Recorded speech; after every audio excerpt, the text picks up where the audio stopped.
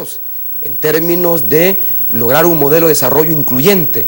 Lo que ha hecho, y justamente, lástima que no tenés la copia de esto, porque ahí es donde está el diagnóstico que justifica el porqué de esos objetivos, pero ahí nosotros comenzamos planteando el neoliberalismo ha fracasado.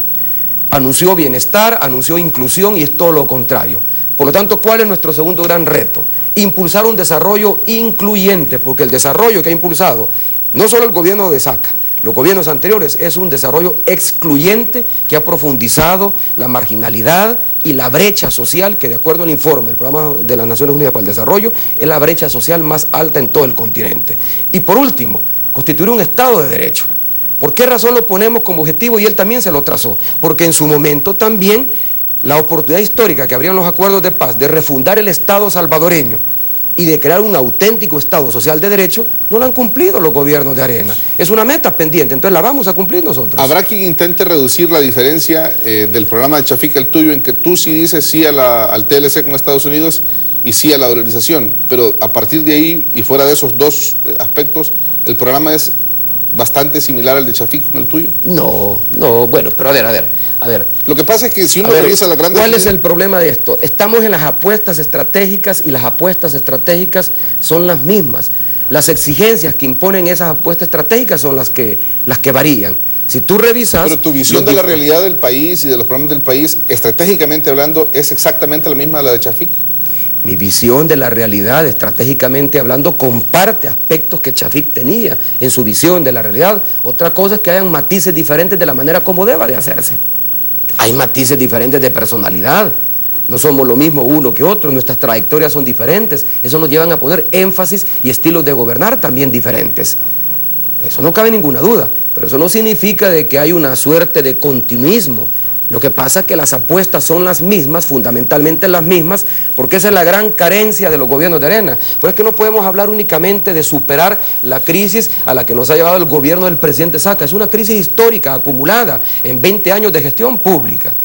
Lo que ha ido haciendo cada uno de los presidentes es ir administrando la crisis y profundizándola aún más. Por lo tanto, el desafío de salir adelante de la crisis es un desafío que se lo trazó el FMLN y su candidato cuando participó en el 94, cuando participó en el 99, en el 2004 y ahora que estamos participando el próximo año en el 2009. Pero, es un desafío histórico ineludible. A ver, Mauricio, dime 2 o 3, a tu libertad, a tu antojo, 2 o 3 temas que demuestren de una vez por todas que este no es un plato recalentado con un poquito más de sal. 2 o 3 líneas o apuestas estratégicas que nos demuestren que no es un plato recalentado. Una primera precisión que tiene que ver con tu pregunta.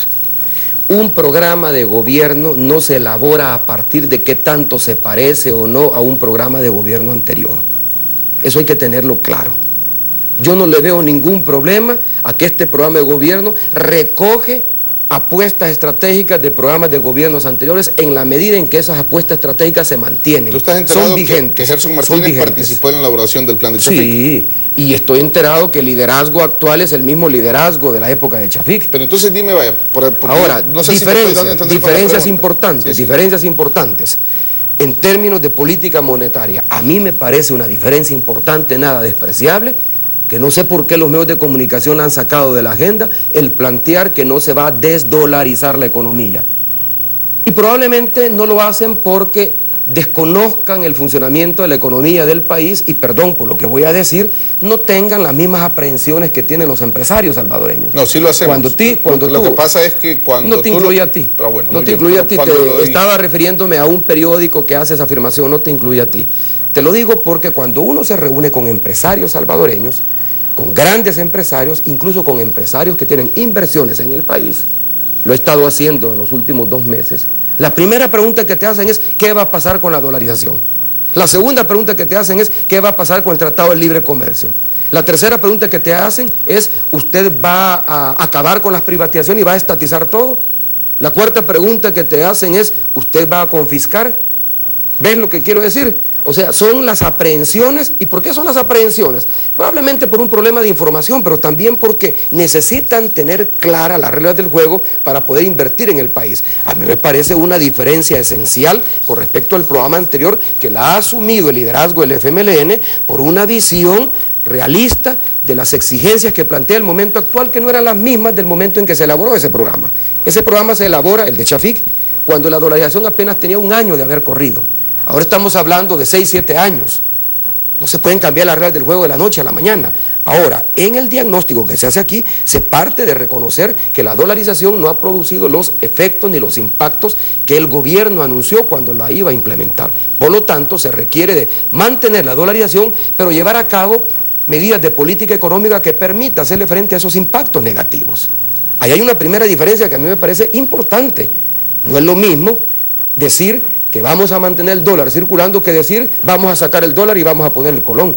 En términos del clima, de incertidumbre que eso ocasionaría, hay una diferencia sustancial y a mí me parece importante reconocerlo, insistirlo, de cara al mensaje que tenemos que mandar a los empresarios, a los inversionistas extranjeros y a otros gobiernos del mundo incluso. A Chafik Handal, cuando lo escuchaban empresarios, periodistas, ciudadanos, hablar de que quería sacar al país de la crisis, superar la exclusión y construir democracia para la gente, yo creo que a ningún candidato a la presidencia le puede rechazar una oferta como esta. O sea, todas son objetivos loables. Lo que pasa es que a él le fruncían el ceño mucho, o sea, generaba muchas dudas, no le creían algunos sectores. ¿Tú qué reacción crees que provocas cuando lo ofreces tú? Ya no Chafik, lo ofrece Mauricio Funes como candidato a la presidencia. Habría que preguntarle a quienes se reúnen conmigo qué les provoco yo. No podría hablar por ellos, pero no cabe ninguna duda de que estamos en circunstancias históricas donde el mismo liderazgo del FMLN también hace apuestas también diferentes. No sería lo mismo si en el programa de gobierno planteáramos y hubiésemos dejado un componente esencial de ese programa como es poner a circular Colón, que lo que estamos planteando ahora en este programa de gobierno.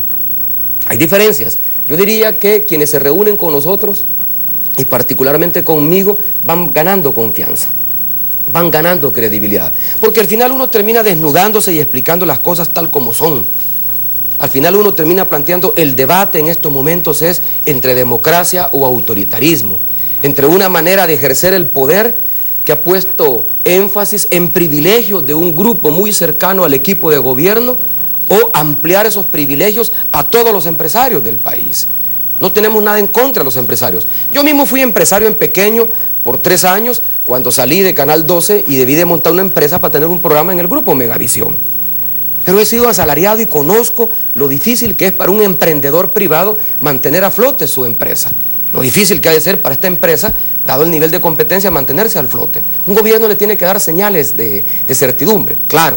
No podemos permitir que un empresario venga y diga, ah bueno, por mi cercanía yo quiero utilizar el aparato público para beneficio propio y compra voluntades. Eso no lo podemos permitir. Los empresarios que estén esperando de mi gobierno privilegios especiales que saquen de competencia al resto, no lo van a encontrar. Y aquellos que no esperan eso, pero que tienen el temor de que pierdan lo que buenamente, lo que legalmente, lo que constitucionalmente tienen. ¿Por qué? ¿Por qué? Que lean este programa.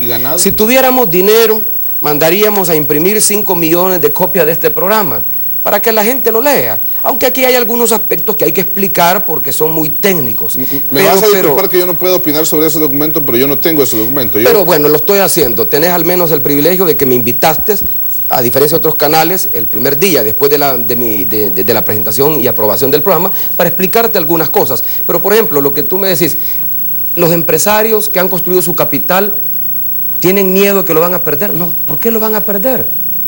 Si a nadie se le está quitando. No le estamos quitando las empresas a nadie.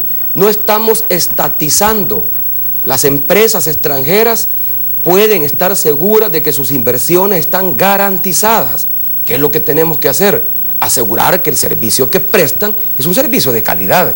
Eso lo tenemos que hacer. Cualquiera, yo compro un teléfono celular, el usuario necesita que ese servicio sea de calidad. Y si no, ¿a dónde va a reclamar? Ese tipo de arbitrariedades no se pueden permitir, pero no significa que estamos atentando contra la propiedad privada. Por ahí apareció un señor que puso una demanda en mi contra porque dice que yo estoy difundiendo doctrinas contrarias a la norma constitucional porque estoy abogando por la abolición de la propiedad privada. ¿En qué parte de este programa, en qué formulación mía como candidato o del mismo liderazgo del FMLN hemos asegurado nosotros que vamos a abolir la propiedad privada? La propiedad privada se va a respetar. Pero explícanos este concepto. Y no solo se va a respetar, se va a fortalecer.